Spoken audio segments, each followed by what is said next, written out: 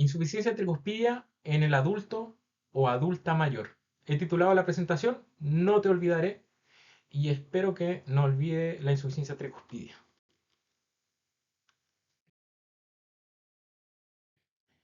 Como introducción, un nuevo desafío, Leite. ¿Y por qué? Porque la tricúspide ya no es más la válvula olvidada. La insuficiencia tricuspidia leve no es una patología benigna y cada vez entendemos mejor la relación que existe entre el aumento de cavidades, el aumento de presión en cavidad izquierda, la insuficiencia cardíaca con fracción de eyección reducida y preservada, la hipertensión pulmonar y la FA. El primer mensaje es: la insuficiencia tricuspide significativa es una enfermedad prevalente y que aumenta con la edad, pudiendo llegar a más de un 4% mayores de 75 años. Por lo demás, es una patología del adulto mayor eh, que es más prevalente en mujeres y que tiene una morbimortalidad asociada que es significativa desde sus formas leves hasta las formas graves. Ha sido subdiagnosticada muchas veces porque cuando tenemos insuficiencia tricuspidia aislada, muchas veces estos síntomas no se atribuyen a la valvulopatía y se atribuyen a que son síntomas propios del envejecimiento. Es por eso que necesitamos que haya un diagnóstico temprano, una alta sospecha diagnóstica eh, y que sea derivado a tiempo al ecocardiografista. Hay grandes avances respecto a clasificación, nuevas nomenclaturas, nuevos approach o aproximaciones diagnósticas en la multiimagen y nuevas formas de cuantificación de la gravedad. El tratamiento sigue siendo un desafío, pero hay grandes avances también, específicamente en lo percutáneo, que ya van a hablar de ello, pero sigue siendo una incertidumbre el momento de intervención.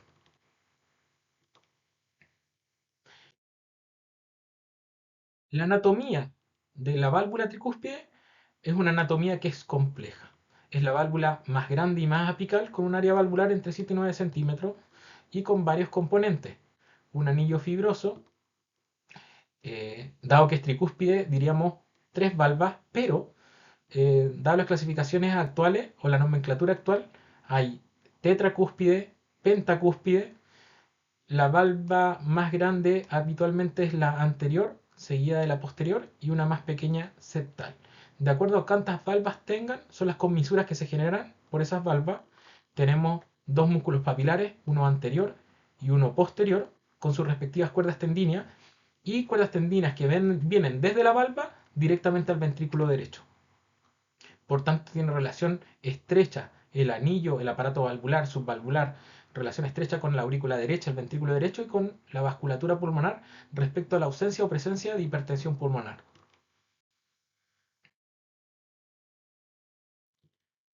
Solo para mencionar la nueva nomenclatura, aquí tenemos la tipo 1A, que es la válvula tricúspide habitual, seguida por la tipo 3B, que es esta tetracúspide, que tiene dos valvitas posteriores.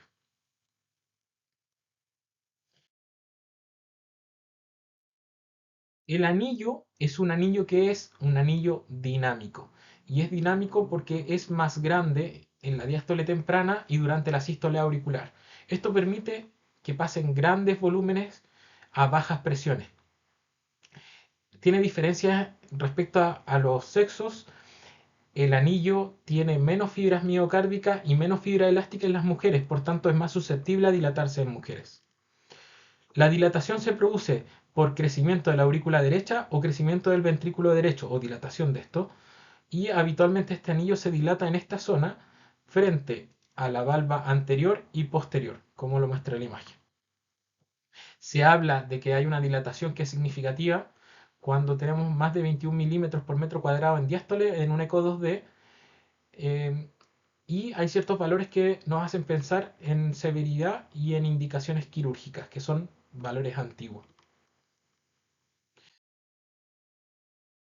La fisiopatología es multifactorial y depende de repercusiones secundarias, por ejemplo, o primarias. De lo secundario tenemos lo que repercute sobre las presiones de cavidad izquierda y cómo esto puede llevar a fibrilación auricular. Por otro lado, la repercusión que haya de la hipertensión pulmonar y cómo la hipertensión pulmonar puede llevar a dilatación del ventrículo derecho o disfunción del ventrículo derecho. Si se dilata el ventrículo derecho y hay disfunción, esto tiende a traccionar los velos las cuerdas tendíneas y por tanto a generar insuficiencia tricuspidia. Pero de forma paralela puede dilatar el anillo, así como la FA solita puede también dilatar el anillo. Y esto genera insuficiencia tricuspidia. La clínica. Para ello haremos un juego de rol, traeremos a nuestra paciente de 65 años, hipertensa, dislipidémica y con una FA paroxística, que consulta a un policlínico a su policlínico por disnea de moderado esfuerzo, capacidad funcional 2, de ya larga evolución y con dolor torácico intermitente inespecífico frente a grandes esfuerzos. La hacemos pasar a la camilla y vemos ingurgitación yugular a 45 grados con reflujo hepatoyugular positivo.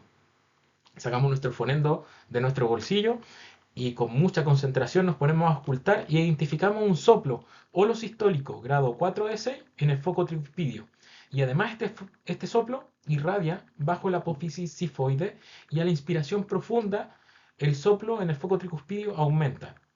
Signo de Rivera-Carballo positivo. A la palpación paraesternal y del ápex del ventrículo izquierdo notamos cierto balanceo del ventrículo derecho. Los muelles pulmonares o el examen pulmonar nos parece que no hay congestión, es normal, no hay ascitis, no hay hepatomegalia y a la palpación profunda del hígado nos genera cierta suerte de duda de un latido o un hígado pulsátil. Y además destaca edema de ambas extremidades inferiores.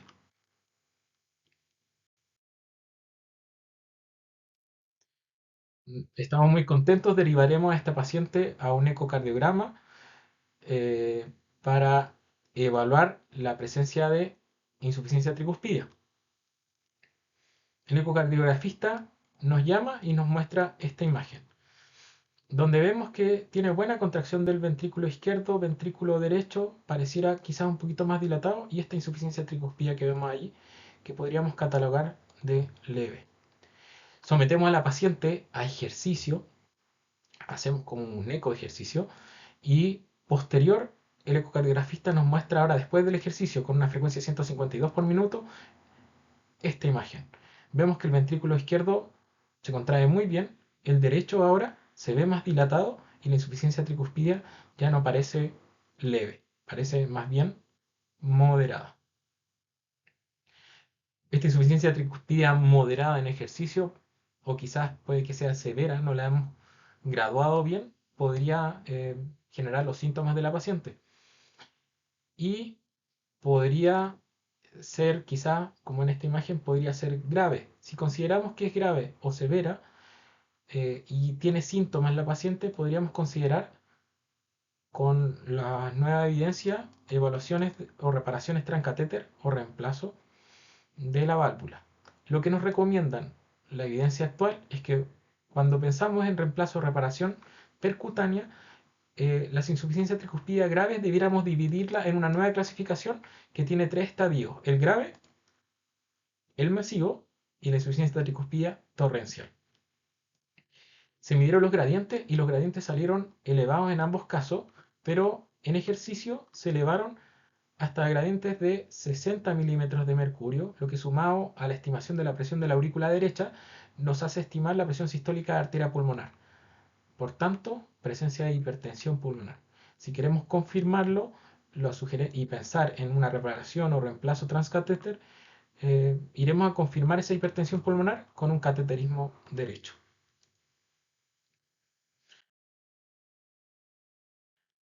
Respecto a las etiologías, nuestra paciente lo más probable es que tenga una etiología de causa secundaria. Antes dividíamos esta clasificación en dos, primaria y secundaria. Las primarias siguen existiendo, representan un 5 o un 10% de las causas, y están las congénitas, las degenerativas y las adquiridas. Dentro de las adquiridas, la endocarditis infecciosa, la enfermedad reumática, el síndrome carcinoide, la fibrosis endomiocárdica y las causas traumáticas y o iatrogénicas. El gran cambio es en las causas secundarias, que representan el 80% y que en esta nueva clasificación se han dividido en causas atriales, que dependen de la presencia de una FA permanente e insuficiencia cardíaca con fracción de eyección preservada, lo cual dilata la aurícula derecha y el anillo tricuspidio, incluso antes que la dilatación del mitral. Y las causas ventriculares que podemos dividirlas, en que son causas de aumento de las presiones de cavidad izquierda, hipertensión pulmonar postcapilar, las que son causa de hipertensión pulmonar precapilar, por ejemplo, un paciente con hipertensión pulmonar severa, y las que son causas de miocardiopatías o enfermedades que afecten propiamente tal al ventrículo derecho, como una displasia ritmogénica que genera remodelado y disfunción del ventrículo derecho. Finalmente, una tercera clasificación que viene a ser para los dispositivos, las insuficiencias tricuspídeas asociadas a dispositivos que pueden ser tanto primarias como secundarias.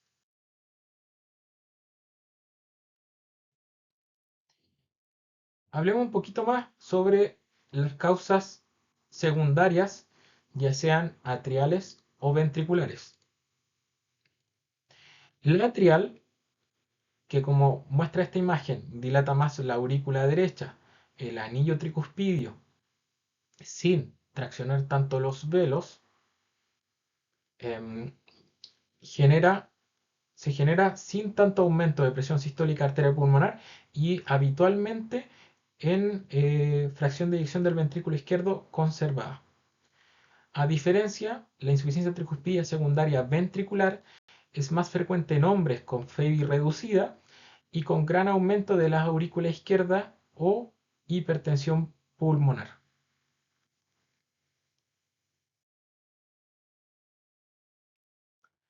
Muy importante va a ser el subespecialista o subespecialista en imágenes cardíacas. Las nuevas evidencias hablan de cómo la evaluación multiparamétrica con eco transtorácico, eco 3D, eco transesofágico nos pueden ayudar a catalogar el mecanismo y la gravedad de la insuficiencia tricuspidea. Pero en el caso que tengamos insuficiencia tricuspidea moderada, severa, inexplicable, jet excéntrico, anomalías estructurales, empeoramiento de una congestión venosa sistémica sin una causa aparente, un empeoramiento de una falla cardíaca luego de instalar un dispositivo, o la paciente sea candidata a un procedimiento percutáneo de la tricúspide, lo que nos aconsejan es que hagamos una evaluación multimodal de imágenes donde sumemos los beneficios que tienen la resonancia cardíaca y el TAC cardíaco.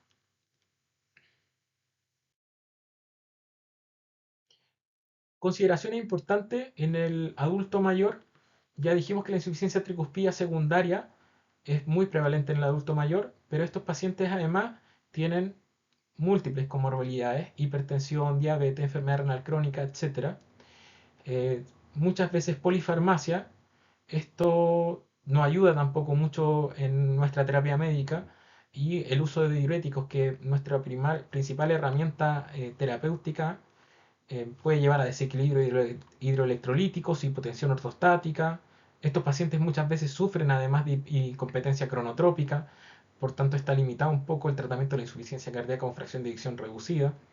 Tiene limitaciones funcionales y cognitivas que requieren de manejo multidisciplinario.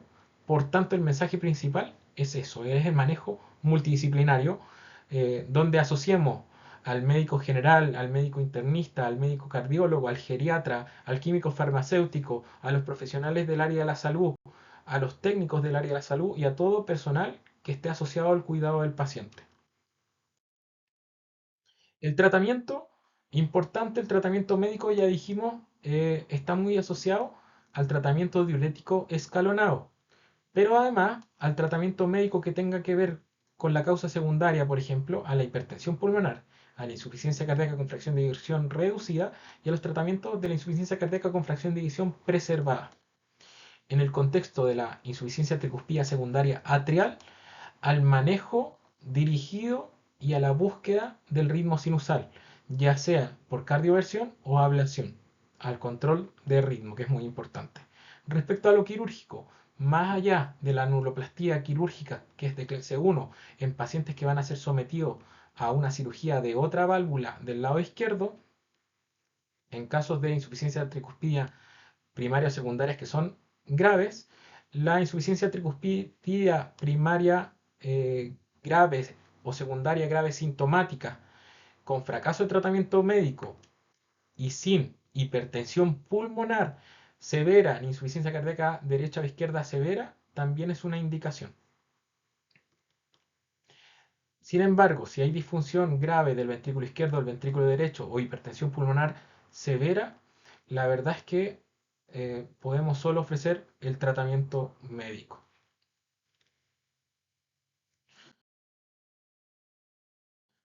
Ya les van a hablar de los avances en el manejo percutáneo, por tanto, solo les voy a mostrar estos dispositivos, ya van a hablar de ello más adelante. Y solo, solo me queda dejar los mensajes para la casa. Insuficiencia tricuspidia, no hay que olvidarla. Tiene una anatomía compleja y un anillo dinámico la válvula tricúspide. Requiere entender la fisiopatología, los mecanismos, la clasificación y evaluar la gravedad, por tanto una derivación oportuna al especialista. Ningún parámetro del eco transtorácico por sí solo es suficiente para evaluar la gravedad y el mecanismo, por tanto requiere evaluación multiparamétrica e imagen multimodal algunas veces.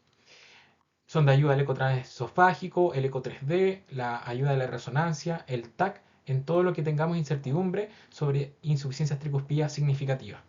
Y el manejo con diuréticos, el manejo de la hipertensión pulmonar, el manejo de la insuficiencia cardíaca con fracción de eyección reducida y preservada, así como el control de ritmo en la FA, son nuestras estrategias de manejo médico.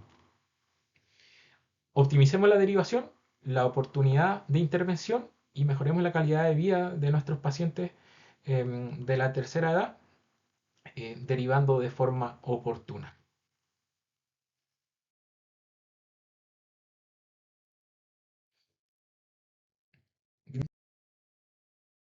Gracias por su atención. Espero que haya sido de utilidad.